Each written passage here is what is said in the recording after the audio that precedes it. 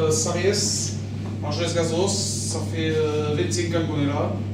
Voilà, viande du pays uniquement, dans la vallée, mouton, bœuf, veau, agneau, un peu de charcuterie, mais très peu. Surtout la viande typique, c'est le mouton et l'agneau.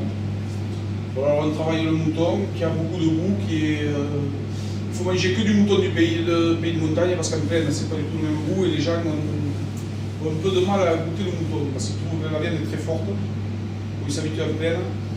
Et en montagne, dès qu'ils le goûtent, après ça va mieux. Mais c'est très compliqué à vendre le mouton. Ils trouvent que c'est fort, c'est une image qui se fait du mouton qui n'est pas vrai. Et puis maintenant, il y a de l'agneau toute l'année. Et alors l'agneau a un peu dévalorisé le mouton.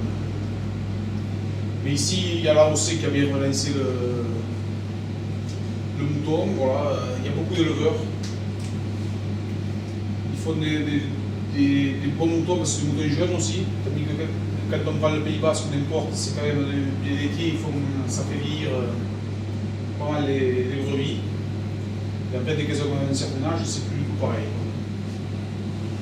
Après, la quantité du mouton a beaucoup baissé à la vente quand même. Par rapport à l'agneau, l'agneau a dévalorisé beaucoup le mouton.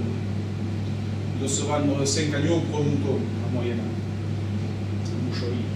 C'est ce qui fait un peu la différence. Et avant l'été, on ne trouvait pas d'agneau, maintenant on en trouve toute l'année, et c'est ce qui a mis un peu la pagaille. Après, la très bonne période pour manger du mouton, c'est quand même août, septembre, octobre, avant qu'il soit renfermé. Le centre de montagne, c'est très bien. Mais sinon, ici, il est quand même assez bon toute l'année par rapport au fourrage sec, il n'y a pas trop d'élevage intensif ou ensilage, tout ça. Sur le mouton, ça ne se fait pas trop. C'est beaucoup à l'herbe sèche. Ça valorise le mouton. Après, bon, aujourd'hui, c'est très compliqué à vendre parce que les gens ils ont une très mauvaise image du mouton. Et ça, c'est pour y remédier, ça va être compliqué. Ici, tu travailles qu'avec de la viande de mouton d'agriculteurs aux alentours ou tu vas chercher tout? Que d'ici. Et il en reste tout le temps des moutons. Il n'y a que ça. Mais toi, de point de vue du boucher, quelle qualité tu lui trouves à cette viande de mouton par rapport aux autres viandes?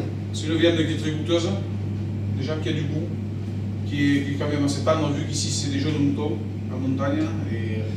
Mais comme je dis, quoi, la mauvaise image du mouton elle vient de la plaine et tout ça, parce que ça n'a rien à voir avec un mouton qui sort de la montagne.